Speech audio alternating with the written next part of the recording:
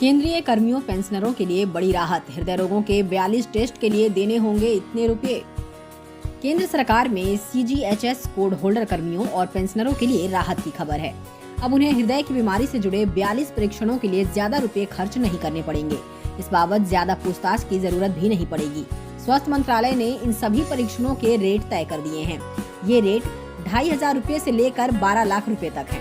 National accreditation board for hospital and health care provider से मान्यता प्राप्त किसी अस्पताल या लैब में ये रेट कुछ ज्यादा है, जबकि नॉन NBH अस्पताल में इन परीक्षणों का खर्च थोड़ा बहुत कम है।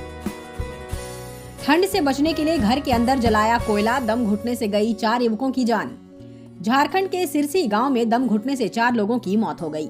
दरअसल ठंड से बचने के लिए इन लोगों ने अपने कमरे के अंदर कोयला जलाया था, जिस वजह से ये हादसा हुआ। मरने वालों की पहचान 20 वर्षीय राहुल कुमार, 21 वर्षीय अखिलेश कुमार और 20 वर्षीय प्रिंस कुमार और 19 वर्षीय अरमान अली के तौर पर की गई है।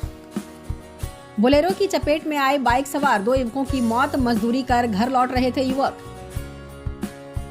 नागौर जिले के कुचेरा थाना इलाके के खजवाना बाईपास स्थित राम लक्ष्मण होटल के सामने एक बोलेरो गाड़ी ने मजदूरी कर घर लौट रहे बाइक सवारों को अपनी चपेट में ले लिया। इस हादसे में दोनों दोस्त गंभीर रूप से घायल हो गए।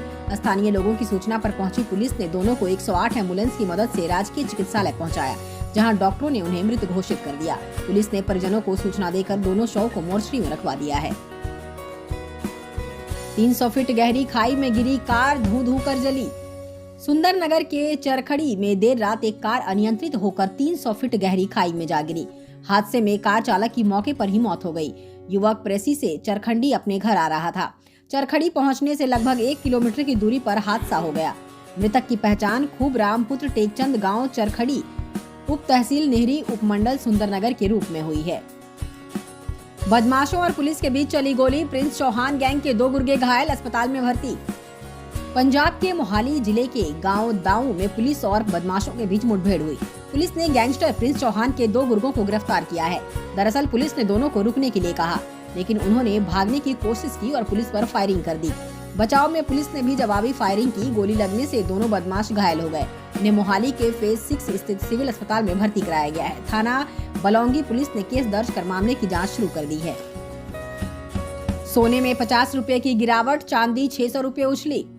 विदेशी बाजारों में मंदी के रुख के बीच दिल्ली सर्राफा बाजार में गुरुवार को सोना 50 रुपए टूटकर 63,050 रुपए प्रति 10 ग्राम पर आ गया। पिछले कारोबारी सेशन में सोना 63,100 रुपए प्रति 10 ग्राम पर बंद हुआ था। उतार चढ़ाव भरे कारोबार के बाद सेंसेक्स 359 अंक उछला।